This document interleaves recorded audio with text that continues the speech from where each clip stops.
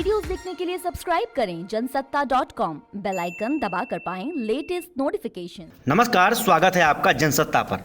बॉलीवुड के कथित drugs connection को लेकर इन दिनों चर्चा जोरों पर है। अब ये मामला संसद तक पहुंच चुका है। सोमवार को भाजपा सांसद रवि किशन ने इस मामले को लोकसभा में उठाया था, जिसके बाद मंगलवार को सपा से राज्यसभा सांसद जया बच्चन ने बिना नाम लिए रवि किशन पर पलटवार किया। उन्होंने यहां तक कह दिया कि ये वो लोग हैं जिस थाली में खाते हैं उसी में छेद करते हैं। लेकिन जया बच्चन के इस बयान के बाद घमासान मच गया। कोई उनके समर्थन में आ गया तो कोई उनके विरोध में। शिवसेना इस मामले में जया का खुलकर समर्थन कर रही है, तो रवि किशन ने इशारों पर उन पर निशाना साध दिया। उधर इस मसले पर कंगना रनौत के बाद हेमा मालिनी का बयान भी सामने आ गया। तो आइए विस्तार से जानते हैं कैसे ड्रग्स मामले में जारी है सियासी घमासान और बयानबाजी का दौर। सबसे पहले आपको बता दें कि जया बच्चन ने बॉलीवुड में ड्रग्स वाले बयान पर रवि किशन पर निशाना साधते हुए कहा था कि जिन लोगों ने फिल्म इंडस्ट्री से नाम कमाया वे उसे गटर बता रहे हैं। मैं इससे बिल्कुल सहमत नहीं हूं।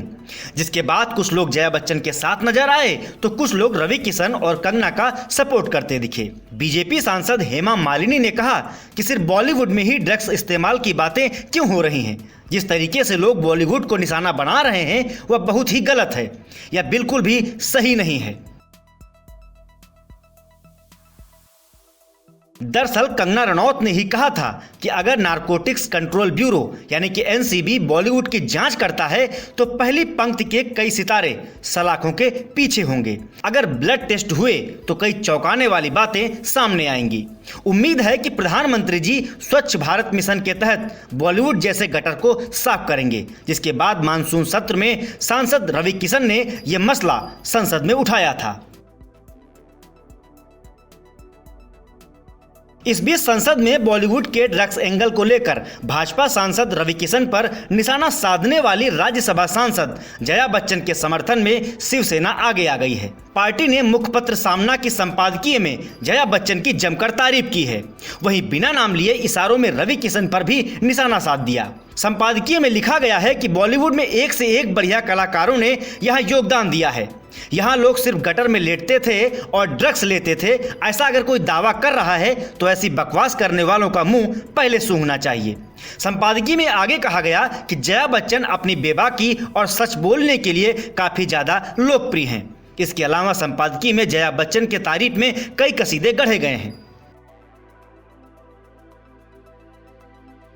वहीं इस पूरे मामले पर रवि किशन ने एक बार फिर से कविता वाले अंदाज में बुधवार सुबह ट्वीट किया और कहा, रोक दो नशे के दरिया में बहते हुए पानी को, अभी भी वक्त है, बचा लो देश की जवानी को।